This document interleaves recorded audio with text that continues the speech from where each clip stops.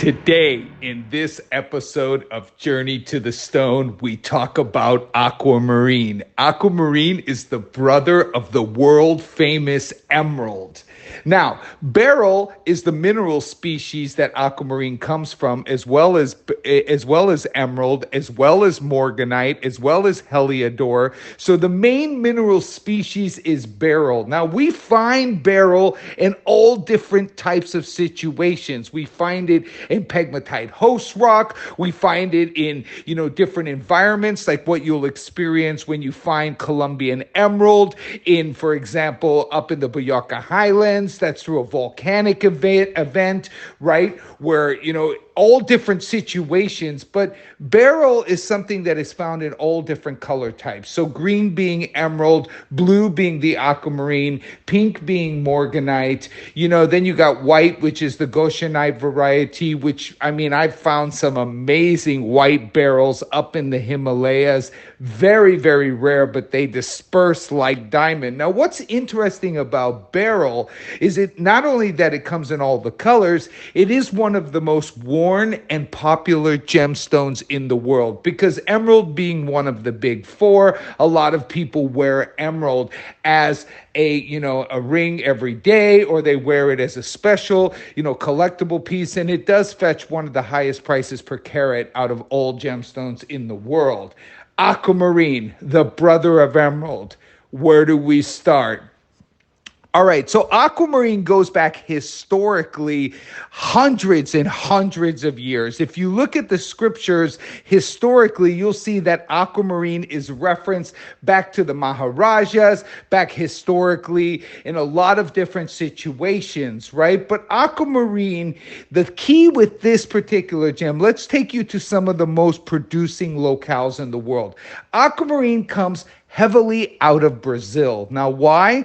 Brazil has a lot of pegmatite host rock. Now, pegmatite host rock is something that is created through a volcanic event. So what happens is magma comes up from the Earth's mantle, goes into the Earth's crust. And what happens with pegmatite is that magma gets trapped in the Earth's crust and starts to cool down. When magma cools down, it creates mass amounts of heat, mass amounts of steam, and then if you have the trace elements present that create beryl, it's exactly the same way tourmaline is formed as well. But if you have those trace elements, present, like beryllium, etc., that create beryl crystals will grow. Now, what's interesting about the Brazilian material is it comes in a whole different array of colors. Aquamarine from Brazil comes from borderline white all the way to the most important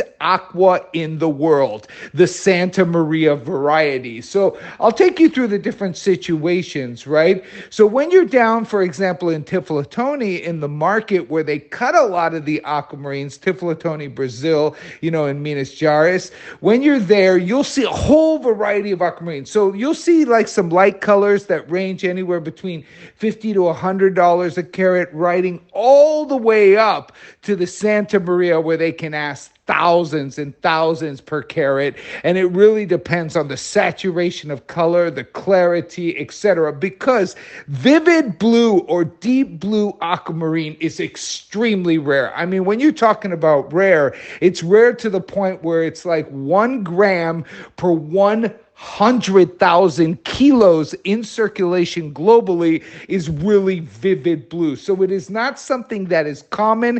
It is not something that is seen. So if you go to the majority of the mining deposits that produce aquamarine, you'll get more of the light to medium range. And that particular material dominates the global supply. So if you look at all the retail shops across the world, you'll most likely find aquamarine present within most retailers across the world, because it is like the 5 flavors of ice cream. We also have the 5 flavors of gemstones. We have garnet, garnet being the red variety, peridot, the green variety, aquamarine does the blue variety. We got amethyst, which is the purple, and citrine, which is yellow. That is the 5 flavors. So aquamarine is one of the world's most known gemstones, as well as one of the world's most worn gemstones, and it is globally famous.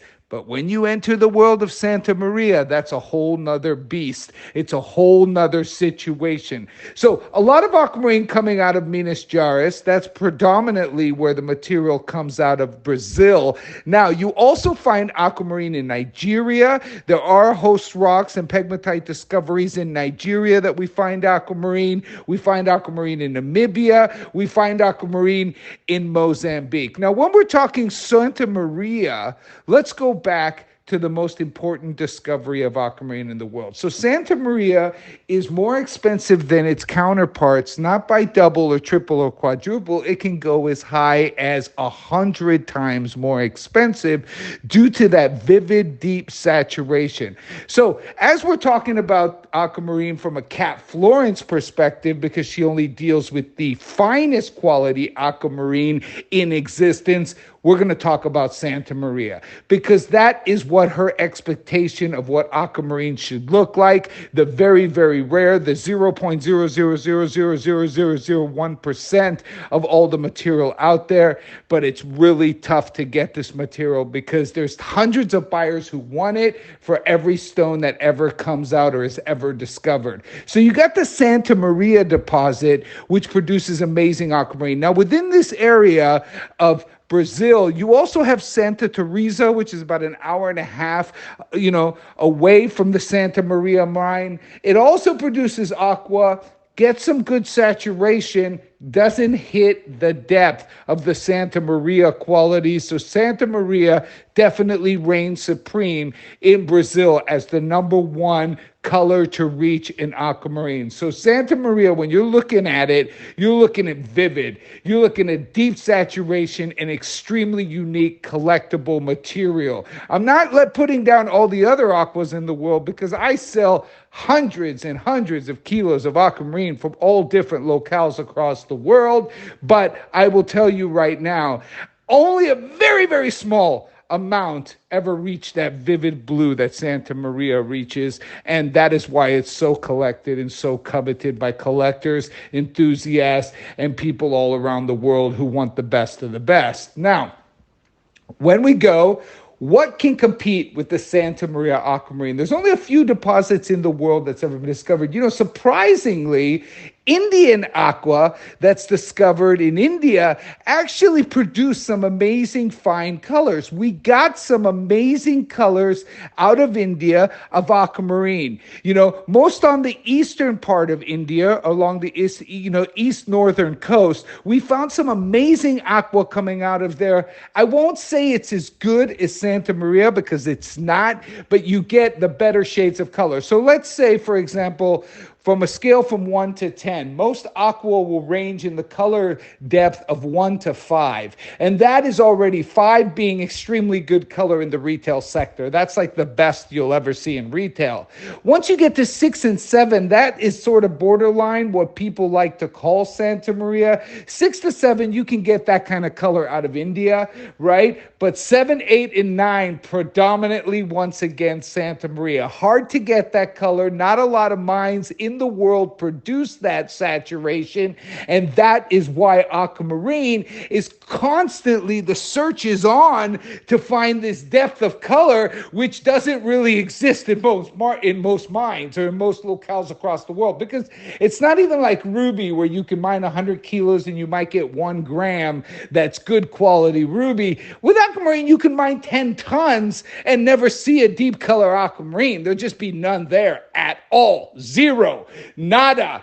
Nothing. And that is the reality of aquamarine and the complication. And that's why deep saturated colors are very, very coveted, especially when they're clean. Now, we do get deep blue out of another mine. And it's really funny because they coin phrase this mine, because I was in this deposit 20 years ago. I was the first guy to get in there. I pretty much discovered that area of Mozambique. And what they call it now with the new mining is Santa Maria, Santa Maria Africana. I mean, it's almost laughable, but it is what they call this material, because it is really good color, identical to Santa Maria, but it comes from Africa. So it's cool, right? The new miners call it Santa Maria Africana. It looks very similar to its Brazilian counterpart in Santa Maria, but it has more of a greenish hue to it. You know,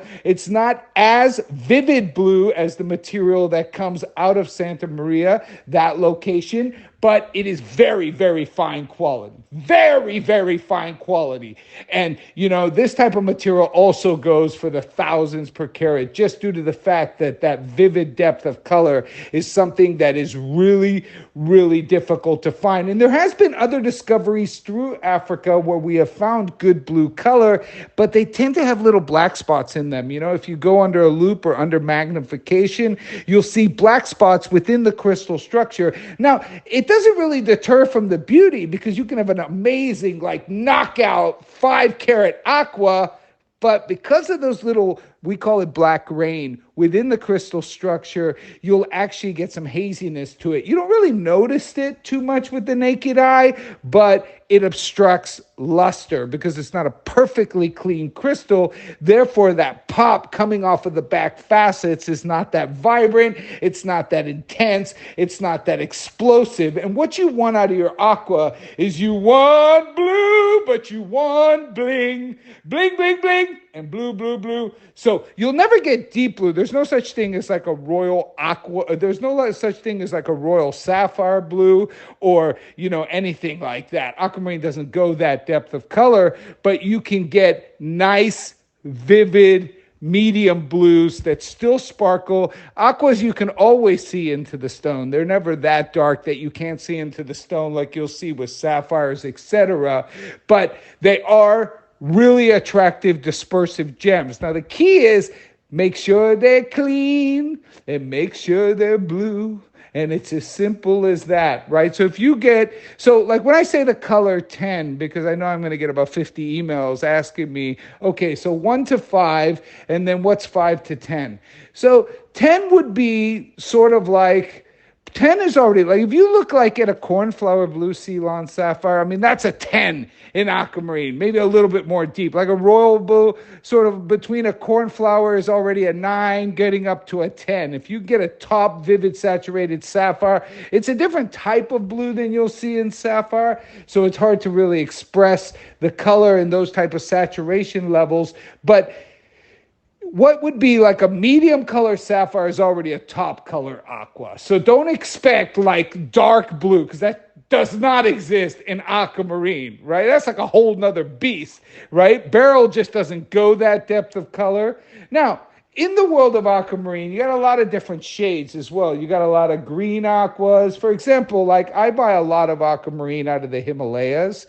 I buy a lot of material, you know, out of the Himalayan belt. And a lot of that material comes bluish green. And what I do is I sell the rough, right? But everybody I know, whether it's the Chinese who are buying the rough from me or, you know, the Thais or the Germans, whoever I sell the rough to, they're all heating that material to remove the green. Because if you heat aquamarine, you can actually remove the green from the crystal structure. So when you see a very fine blue color and there's a shade of green to it, it's most likely unheated aqua, right? And that's really the situation with, and a lot of people collect that material because it's very, very rare. Most of the Santa Maria deposits tend to be more on the deep, vivid blue saturation, right? You don't have so much as a primary green. It does exist, and a lot of times they'll heat it out. It doesn't deter from the value at all. It's like tanzanite is heated. What you're doing is you're oxidizing out the brown from tanzanite, leaving just the blue. But you're not actually enhancing the blue. You're not actually improving anything. You're just removing something. So in the case of like aquamarine, when they heat it, it's basically a green-blue stone that Mother Nature produced, and they apply 600 degrees temperature for a certain amount of time, just a couple hours, and basically that green will subside. And what will be just the blue. Now, there's a high risk to do this because if a lot of the saturation is coming from the green side of the blue, making that intensity high, once you heat it and the green disappears, you're left with just blue. And a lot of times the color will lighten. And once the color lightens, the value of the stone could drop and diminish dramatically. Another problem with heating is if there is anything in that stone, if there is any crystal present at all, it's going to crack. Because once it's exposed to, that type of temperature, the crystal inside will automatically crack and basically shatter the stone in half. And that's how a lot of stones get shattered, whether they're paribas, tanzanites, during the heating process, which is commonplace for those types of materials. Aquamarine goes through that as well. Cap Florence deals with predominantly natural, unheated blues, and she deals with predominantly Santa Maria. Every once in a while, we'll get a Santa Maria Africana that makes the mark. To be honest with you, I think she's only set 1 or 2 stones. 99.9% of all aquamarines coming through Cap Florence are Santa Maria. And she has some notable stones that have gone as high as 200, 300 carat, perfect Cap Florence cut, the top color that will blow your head off. And it's just not common anymore because the quality expectation that Cap Florence wants is beyond the call of duty. I mean, we're talking about the 1 in 100 million aquas in circulation. She only wants what nobody can get ever, because a lot of her pieces sell at auction. A lot of her pieces are being sold to the most important collectors in the world, and they know everything about everything when it comes to different varieties of barrels, so they want what nobody can get, and that is what Cap Florence focuses on. So I hope you've enjoyed my information about the world-class aquamarine, and I hope you share the knowledge, because that's why I do this in the first place.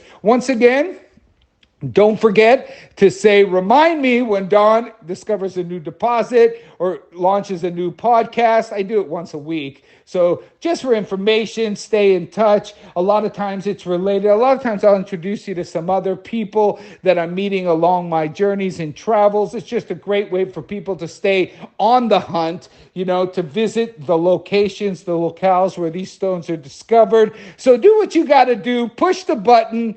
Push the reminders, snap the thing, download the podcast. I don't know how any of this works, but thanks for listening to Journey of the Stone. And we were talking about Aquamarine. If you have any questions, you know what to do. Love you all.